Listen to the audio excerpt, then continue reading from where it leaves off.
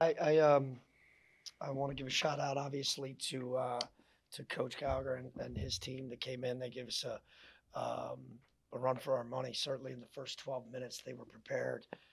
He's going to do a great job there. I think the news of their sophomore guard Brett Rumpel really hurt them in their rotation tonight, and that as a result, we were trying to wear them down. We were trying to pick them up full court, use our depth to wear them down, and I think they started to wear down a little bit towards the back end of the first half, and then we carried that into the second half. So I'm really proud of our effort on the defensive end. Um, Still got to clean up a couple things, return the ball over way too much. That's something that's been an Achilles heel of ours.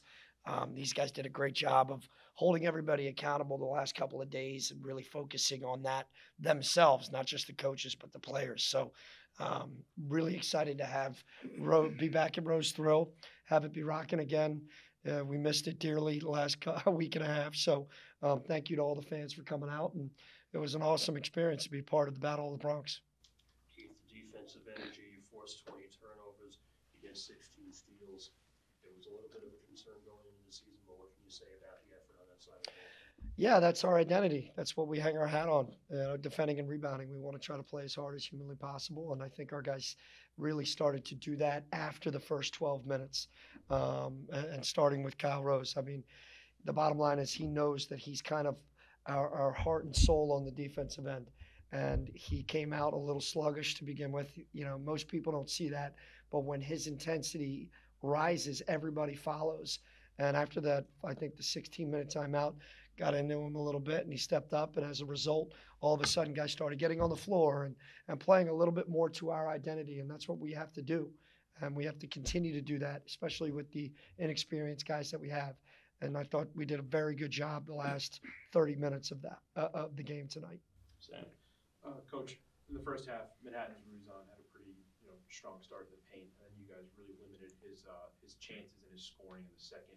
Were there any specific adjustments you made on him going into halftime? Yeah, they did a very good job of exploiting, kind of giving him too much space, and that was our original plan. So we made an adjustment to pressure him so he couldn't continue to feed and get open looks, and as a result, we pressured him when he caught the ball, and I think that affected their rhythm a little bit. Jade. You went to a more athletic and physical lineup after Traore picked up his second foul. How much would you say that game turned in your favor after that? Yeah, I mean, we have the opportunity with the depth that we have to play a number of different lineups. We can play small. We can obviously play big. So that's a luxury that we have, and we're continuing to learn each other and learn how to trust one another. And I think pretty much everybody who went into the game played as hard as they could, and that's all we can ask them to do. Sam. Japhet, you really settled into the left wing tonight from beyond the arc. Could you talk about, just how you were feeling from 3-point range and, how you set the tempo for the team in terms of shooting tonight? Just coming in, we work on it every day. Coaches get us in there and prepare us to be in the right spots at the right time, and our teammates find us. So it's key. It's big on just hitting shots. So like being open and hitting it, it helps. So We'll go one and then two. So Kyle, it was pretty much for the first half. It was all neck and neck, trading buckets. What would you see as the turning point for you guys to make sure that lead was extended? It had a little bit more points to have insurance. Honestly, just buying into the defensive side, we was gonna plan on getting stops, and we felt confident enough we're gonna score on the other end. So our biggest thing we wanted to focus on was finding a way to stop them, and then let our offense do the talking. As you can see, we're pretty talented on the offense end. So we just let our offense come, and we play with a lot of trust in each other and get each other to our right spot. Kyle, how much did you like this size matchup against a Manhattan team that's not necessarily a big team? I loved it, honestly. Like, we came in the second half, we really dominated, especially on the boards, I believe. So, and taking care of the ball. So that was our major part today. Jake. For all you guys, after coming back after losing 3 out of 4 and then the 2 losses in the Paradise Jam, how much of a get right game was this, and how encouraging is it moving forward? I mean, I'll answer that for these guys. We don't really focus too much on, anything but the next day. This is a totally different group. We're continuing to learn each other, figure out ways to build trust with one another. We got to focus on what we can control, and that's winning the day. getting 1% better each and every day. You know, we didn't really focus too much on what Manhattan was going to be doing. We know we have to control what we can, and it's not going to change too much of our defensive schemes. So we got to continue the process of getting better. And when you have a bunch of new guys and a lot of inexperience, not by age, but guys that just haven't played a ton, it takes day after day. The game starts to slow down a little bit more. You get more and more confident. But there's no doubt winning obviously helps the buy-in a little bit more. But these guys, being fifth-year seniors, their leadership has really been fantastic. And when you have a connected locker room, you don't really pay attention to 2 losses or this or that, right? They're constantly, they understand what they're capable of. And if we play as hard and together as we're trying to do, I think we're going to be successful most times. Keith, this was your first battle of the Bronx with you at the helm. Last time the Jaspers came in here, 2019, they beat you guys. It's been a lot of close calls against them. What were your thoughts about this rivalry in terms of you being at the helm for the first time? Yeah. Even in a blowout, how Yeah. much did you enjoy the rivalry? I mean, it's awesome. The build-up leading to it, right? It's awesome. I mean, 2 years ago, I was the associate head coach, and we went there, and the environment was electric. And we dominated the game until the last 30 seconds where the kid hits the 3 in the corner. Credit to them. I mean, obviously, different program, different coach, and different style at that point. But you knew right then and there how electric it was, how intense it was. You know, but I've been a Fordham guy for a long time through my father and a number of others. So I know how passionate this rivalry can be. Hopefully it continues to be down the road because Coach Gallagher is a ridiculous coach. He's had success everywhere he's been. They got a bunch of young guys too. They're going to be really good in a couple of years. So it's going to be fun as we move forward here for hopefully a long, long time. Keith, you talked about in the exhibition game, by committee approach, the 4 and the 5, and how you can play your bigs interchangeably. You get big games from Josh, Elijah, and Abdu. How well does that bode moving forward with this group to play each guy at 3, 4, 5 and have a bigger lineup? Yeah, I mean, we're really young after Abdu, right? And Yole gave us some great minutes today. Banged up his elbow a little bit there, but you know, obviously after Abdu, especially at the 4 spot, they're all sophomores. You know, Josh is a sophomore. Elijah's a sophomore that's really just playing for the first time.